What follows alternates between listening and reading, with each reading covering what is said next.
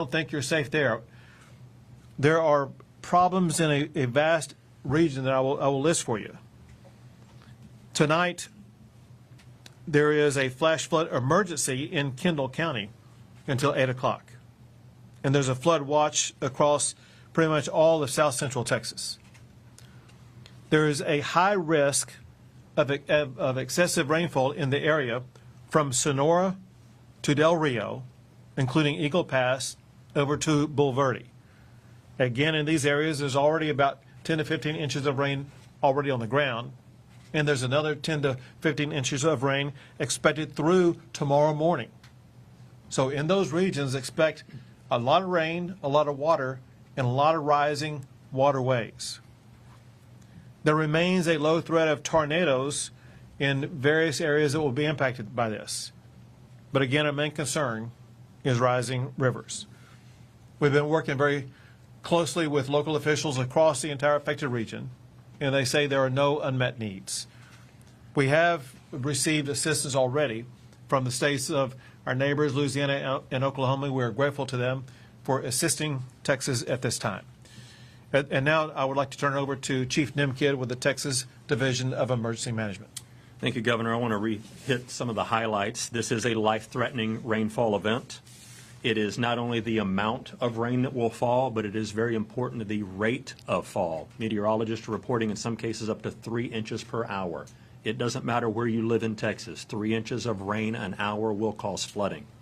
The far majority of the rescues that have taken place that the governor talked about are stranded motorists.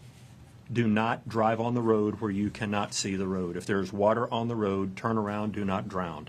And I'm going to tell you, I've had family members today that were driving to work on roads and in construction areas where the water on those roads completely surrounded them. They were not driving through low water when they started. If you do not have to be out on the Texas roads right now in this impacted area, do your best to stay home or work from home. Our state resources will continue to support our local government partners. We are tied in with every open emergency operations center in the impacted area right now. The most important thing I need your help in getting to our citizens is listen to your local officials. Our teams are supporting them. They're ready to issue mandatory evacuation orders if and when the time comes, and we'll need your help in getting that message out, and we need a prepared citizenry to be able to take action. Shelters are ready to be opened if they are needed, and all the assets and resources will be there to support them. And I also want to thank our men and women out on the streets right now, all of those local first responders that have done more rescues than we have done put together. So thank you for their support and service. Keep them in your thoughts and prayers. Thank you, Governor. Thank you. And now General Seltzer with the Texas Military Department. Thank you, Governor. Good afternoon. The Texas Military Department is postured to support this storm response with 10 helicopters, over 750 personnel, and 100 military vehicles. These capabilities will be staged throughout the affected area, and their purpose is to conduct ground and air evacuation and search and rescue. It's very important to note that we train for this throughout the year. For example, our helicopter crews work on a monthly basis with Texas Task Force 1 rescue swimmers to ensure we're proficient in search and rescue. Additionally, just last May, Texas Military Department hosted an extensive multi-day search and rescue exercise that had 87 aircraft from not only us, but our interagency partners. So again, I'd like to reiterate, we are postured to respond and ready to support the state of Texas. Thank you very much. And now with the Texas Department of Transportation, Jessica Butler. Thank you, Governor. TxDOT crews started responding on Sunday evening and have continued to respond throughout the event, monitoring roadways, placing barricades, and closing roadways in coordination with law enforcement. They will continue 24-hour shift work in impacted areas until the storms are clear. Hundreds of TxDOT personnel are engaged in responding to this event across multiple districts, including Austin, Beaumont, El Paso, Laredo, San Antonio, San Angelo, and Odessa. We do have additional districts actively engaged in preparation activities, monitoring the storm very closely as it shifts. In addition to the crews within those impacted districts currently, we have additional regional crews that are being actively staged in San Antonio area, poised to help respond if additional personnel are needed. Additional portable message boards with cameras are also being deployed to impacted areas and staged in strategic locations to help improve visibility, monitoring, and communication. At the peak this afternoon, there were 114 roads impacted by flooding. I do want to emphasize that that number is highly variable over time. With the amount of rain that we're receiving, for the best information, you need to check drivetexas.org for the latest and greatest conditions. Safety is our #1 priority, and it is a team effort. We continue to push critical safety messages. We appreciate your support in pushing these critical safety messages as well. We ask drivers to stay weather aware throughout this storm, as you already heard before.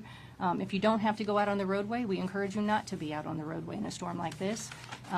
If you have to be out on the roadway, please make sure you're checking drivetexas.org ahead of time. And of course, we encourage you to turn around and don't drown. Any amount of water that you see standing, we do not encourage you to drive through that. Thank you, Governor. Thank you very much.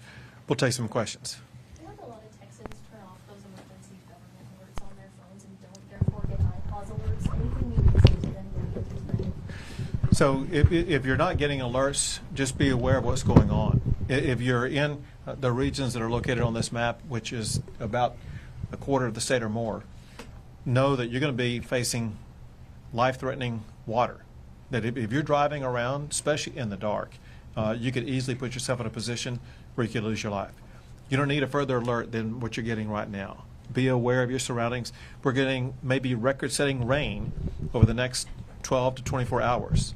So be aware of that. Let me emphasize something else, and that is that even though there will be less rain on Friday and even Saturday, doesn't mean that rivers will stop rising. The rivers will continue to rise because of all the rainfall that's been delivered to the ground that works its way into the water system. So even if the sky turns blue, doesn't mean that the rivers will stop rising. Governor, do you believe Texas is better prepared for major flooding events now compared to previous disasters? I'd say we're better prepared than we have ever been to deal with weather events in general, but rainfall events and flooding events in particular. And you see that by the fact that, fortunately, there have been no lives lost. We work to continue to achieve that. But I think, Texans themselves are weather aware, and they're conscious of the severity of what can happen with the amount of rainfall that we're getting. And I think most Texans are being responsible and taking action needed to save their own lives. Governor, a quick aside about you haven't announced a new pick for Secretary of State yet. Do you anticipate that the new secretary will help in the goal of closing primaries? And what is Nate Schatzline's role in all that? Sure. Happy to answer that. Let's stay on topic first, and I'll come to you after all the on-topic questions are exhausted. I guess, can you give a little more information about how you are working with local governments? Sure. So they have a variety of different needs based upon what's happening in their location. It could be a need for rescues. It could be for helping evacuations. It could be nursing homes, different things like that.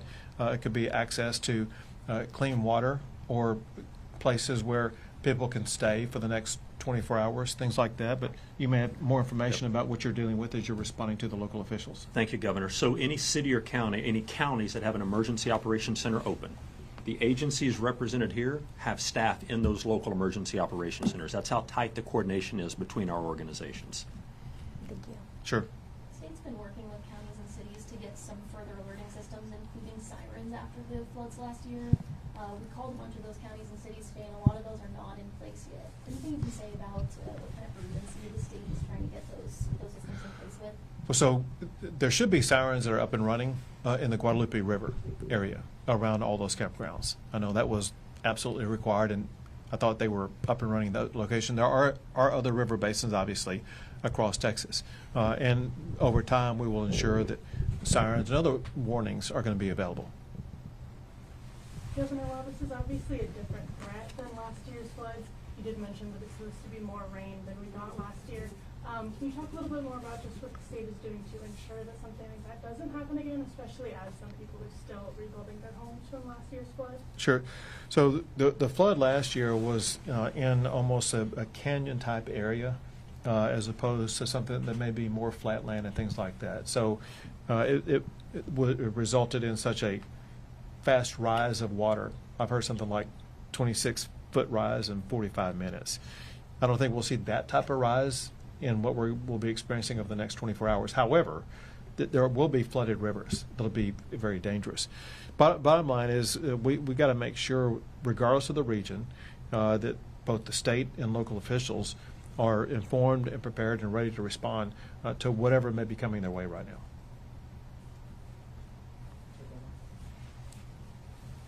I guess what's the biggest challenge that emergency crews are dealing with on the ground? I'll be honest with you. The biggest challenge is making sure Texans are aware of what's going on. That's how you all can play such a very important role.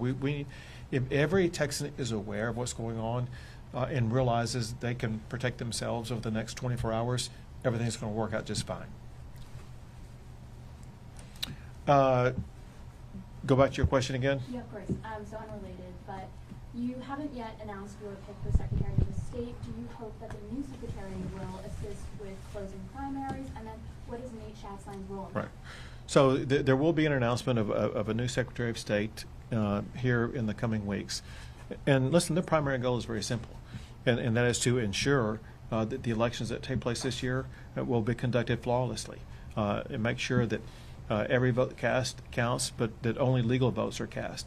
And Texans deserve an election system they can have trust and confidence in, and that's exactly what the next Secretary of State will be responsible to achieve.